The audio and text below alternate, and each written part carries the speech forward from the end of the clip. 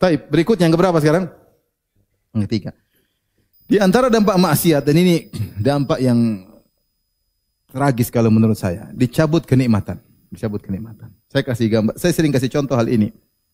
Seorang yang sudah menikah, ini tidak bisa dipahami oleh jomblo dan jomblowati ya.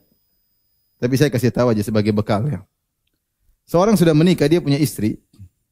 Seandainya dia selalu tundukkan pandangan, insya Allah dia menikmati kehidupan rumah tangga dengan istrinya. Dia nyaman lihat istrinya, dia nyaman ngobrol sama istrinya. Dan Allah beri kebahagiaan. Mungkin istrinya nggak cantik-cantik banget ya. Cantik tapi tidak cantik-cantik banget. Mungkin istrinya tidak pandai berbicara seperti presenter atau yang lainnya. Tapi ngobrol nyambung lah. Mungkin istrinya bukan S2, S3, mungkin anak SMA. Tapi bisa nyambung. Allah kasih kenikmatan dia ngobrol dengan istrinya. Tapi kalau dia maksiat, dia ketemu cewek, dia nonton film Korea, dia nonton film India, dia lihat cewek-cewek, dia lihat istrinya, Allah cabut kenikmatan. Allah cabut kenikmatan. Tidak ada lagi lezat sama istrinya. Dia hidup sama istrinya dengan penuh penderitaan. Kenapa istri saya modelnya kayak gini? Dia menderita. Kemudian dia mau poligami takut sehingga dalam penderitaan. Dia mau kawin lagi juga nggak berani. Lihat cewek cuma ngiler aja, nggak bisa dicium. Menderita nggak? Menderita. Menderita. Tapi kalau dia tundukkan pandangan, dia bahagia.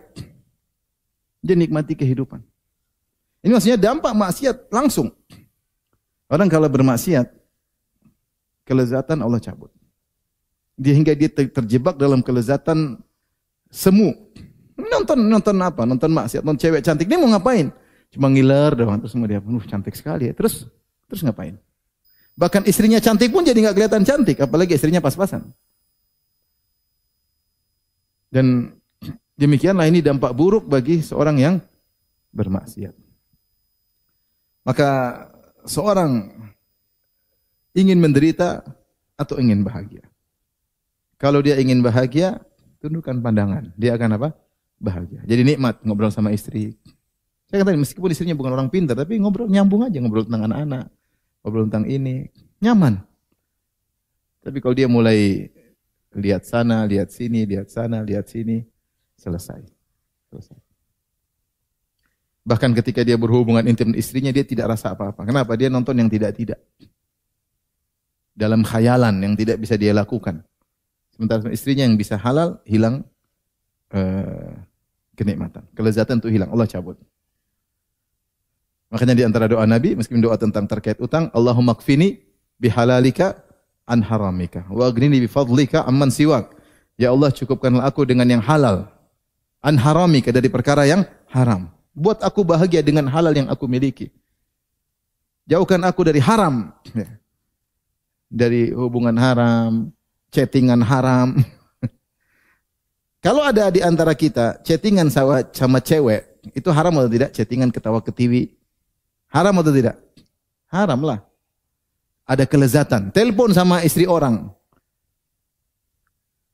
Kalau istri sendiri cepat, habis sibuk. Kalau istri orang, Masya Allah. Ini bukan pengalaman pribadi, bukan ya. Saya cerita tentang kawan.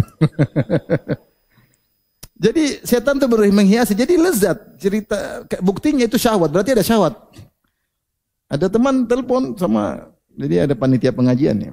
Telepon depan saya, telepon Ahwat. Saya tegur, kamu kok telepon lama-lama? Bentar, saat ini lagi koordinasi katanya. Telepon terus, tapi kok betah? Orang kalau telepon sama perempuan 10 menit, 15 menit ketawa ketiwi itu syahwat. Kita ini bicara sama perempuan boleh, bukan nggak boleh, boleh. Tapi ada batasannya. Ya. Tapi kalau sudah, udah itu selesai. Apalagi teleponnya berdebar-debar, udah. Ya. Kalau sudah begitu ngobrol sama istri, nggak ada nyamannya. Pahit ngobrol sama istri, pahit. Nah, kenikmatan dicabut oleh Allah Subhanahu Wa Taala. Tinggal kita milih mau bahagia atau tidak. Bahagia atau tidak. Dan setan menghiasi apa? Kemaksiatan. Jadi maksud saya di antara dampak dari maksiat adalah dicabut apa? Kenikmatan. Cabut kenikmatan. Kita lihat orang di kampung yang sederhana, istrinya juga biasa-biasa, hidup tapi bahagia. Tawa, bahagia, ke masjid semangat. Enggak susah-susah bahagia. Dia tidak macam-macam, dia tidak aneh-aneh. Dia rasakan apa? Kebahagiaan. Dampak berikutnya di antara disebut oleh Ibnu Qayyim rahimahullah dalam kitab Al-Jawabul Kafi, kalau seorang maksiat, maka malaikat yang merupakan wali dia yang Allah utus untuk menjaga dia sebagai penasihatnya, ansahul khalq lahu, yaitu makhluk yang paling ingin kebaikan bagi dia, itu malaikat. Kita tahu ada malaikat-malaikat yang Allah kirim kepada orang beriman, seperti Allah sebutkan dalam firman-Nya, innal ladzina qalu rabbuna Allahu tsumma istaqamu tatanazzalu alaihimul malaikatu alla takhafu wa la tahzanu wa abshiru bil jannati allati kuntum tu'adun nahnu awliya'ukum fil hayatid dunya wa fil akhirah. Orang-orang yang istiqamah. Kemudian ketika mau meninggal datanglah malaikat banyak. Kemudian berkata jangan bersedih, jangan khawatir. Ya, dan bergembiralah dengan surga yang Allah janjikan kepada kalian. Kemudian mereka berkata, nahnu awliya'ukum fil hayatid dunya. Kami adalah penolong-penolong kalian selama di dunia. Jadi malaikat ada yang Allah kirim untuk menolong seorang. Dalam riwayat, meskipun ini mungkin sanadnya bermasalah, disebut oleh Ibnu Qayyim rahimahullah taala, bahwasanya kalau seorang berdusta dengan satu dusta, taba'ada anhul malak milan. Maka malaikat menjauh darinya sejauh 1 mil. Kenapa? Karena busuknya dusta yang dia ucapkan tersebut. Malaikat menjauh. Kalau malaikat menjauh, siapa yang dekat? Jin tomang. Setan dekat. Ta'uzzuhum azza. Bukan dia semangat untuk maksiat. Ya. Maka, dan seorang bisa merasa, kalau dia dekat dengan Allah ada ilham. Dia rasa ilham. Pikirannya diarahkan. Ya. Mungkin ada suatu musibah, tiba-tiba ada yang seakan-akan dia ada firasat. Ya. Bisa jadi itu dari malaikat yang Allah kirim untuk menjaga. Tapi kalau dia bermaksiat, malaikat ini jauh. Nggak mau dekat dengan dia. Ganti apa? Syaitan. Dan ini salah satu dampak yang buruk. Akhirnya tidak ada yang mengarahkan pikiran dia yang baik. Tidak ada ilhamnya dari syaitan terus. Pikirannya buruk, orientasinya dunia, pikirannya. Maka seorang ya jangan menggantikan kawan yang terbaik yang sangat ingin kebaikan baginya diganti dengan kawan yang buruk yang paling ingin mencelakakan, yaitu apa? Syaitan. Dan setiap maksiat ini Rasulullah sebutkan atau dari riwayat disebutkan satu dusta saja malaikat menjauh dengan jarak 1 mil. Kemudian akhirnya syaitan akan menggantikan posisinya.